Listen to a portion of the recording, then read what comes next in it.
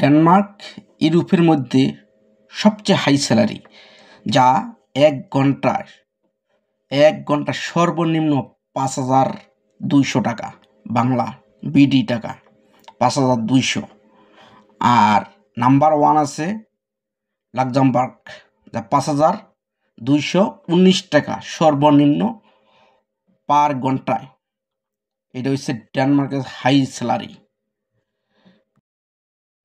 Hello, আসসালামু আলাইকুম প্রিয় ভিউয়ার্স আর প্রিয় সাবস্ক্রাইবার, যে যেখান থেকে দেখছেন আমার চ্যানেলটাকে যদি সাবস্ক্রাইব করে না থাকেন সাবস্ক্রাইব করবেন। যারা পেজে দেখছেন তারা যদি পেজ আমার ফলো দিয়ে না রাখছেন ফলো দিবেন। যারা নতুন দেখছেন তারা ফলো দিবেন, সাবস্ক্রাইব করবেন।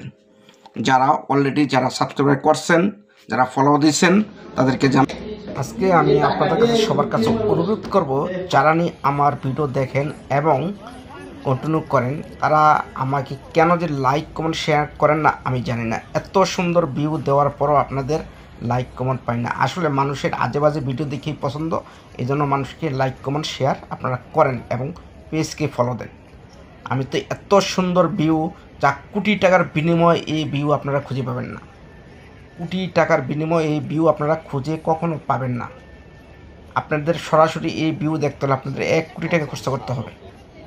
তাই আজকে যারা ভিডিও দেখতেছেন, ভিডিওটা কেমন হলো আমাকে কমেন্টে জানাবেন, ঠিক আছে? কমেন্টে জানাবেন ভিডিওটা কি আসলে কি ভালো হলো না খারাপ হলো। তো আমি এখন যাব আমার সাথে যারা আসছে তাদেরকে।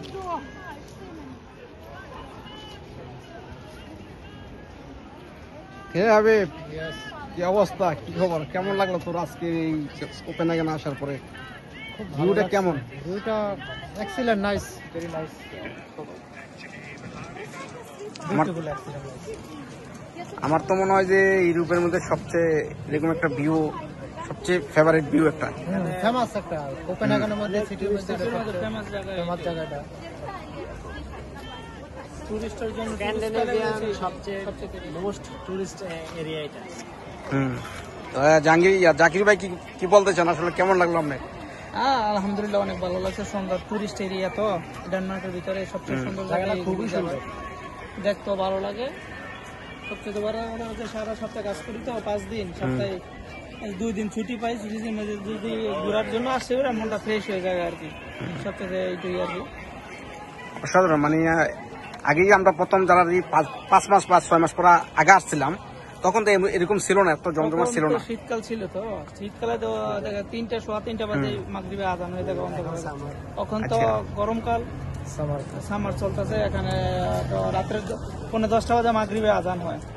তখন তো এই টাইমটা তো এনজয়ের সময়, ঘোরাঘুরির সময়। তখন ঠিকই আমরা যখন আসছিলাম তখন তো ঠান্ডা ছিল, মানুষের বাইরে কম, ঠিক আছে। এখন সামারের কারণে মনে হয় বৃষ্টি হচ্ছে, ওই সময় সবসময় বৃষ্টি, বাড়ি কোথাও এনজয় করবো কি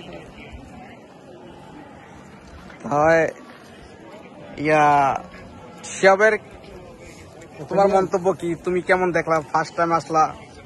না, কেমন? খুবই সুন্দর জায়গাটা। আমি আগে সবসময় ইউটিউবে দেখতাম, আচ্ছা, স্বপ্ন ছিল এখানে আসার, তবে আজকে পূরণ হয়েছে। দেখলাম সবকিছু, রঙিন শহর, খুবই অসাধারণ। আসলে আমার এই ইউটিউবে যখন আমি ডেনমার্কের নাম নিই, তখন আমি প্রথমে ভিডিও আমি এটা দেখছি। এটা দেখার পরে আমার মাথা কাজ করে নাই, এবং এই ভিউ দেখার পরে আমি কখন ডেনমার্কে আসবো খালি ভাবছি। ঠিক আছে, এরকম ভিউ যাদের সামর্থ্য আছে একবার হলেও জীবনে আসা দরকার, এরকম সৌন্দর্য নিজ চোখে দেখা। আজকে ঘোরার জন্য আসছি। সবচেয়ে ইম্পর্টেন্ট হচ্ছে বাংলাদেশের ম্যাচ চলতেছে, বাংলাদেশ পাকিস্তান। এদিকে তো দেখার জন্য আসছি, ঘোরার জন্য, এনজয় তো হইতেছে। তারপরে সবচেয়ে বড় এনজয় লাগতেছে আজকের ম্যাচটা, ইনশাল্লাহ আমরা জিতবো। তাই খেলতেছে নাকি? হ্যাঁ, ইনশাল্লাহ আমরা জিতবো আজকে।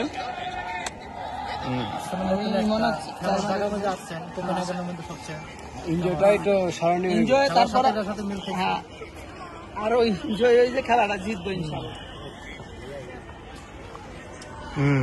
ভিউ, কোটি টাকার ভিউ।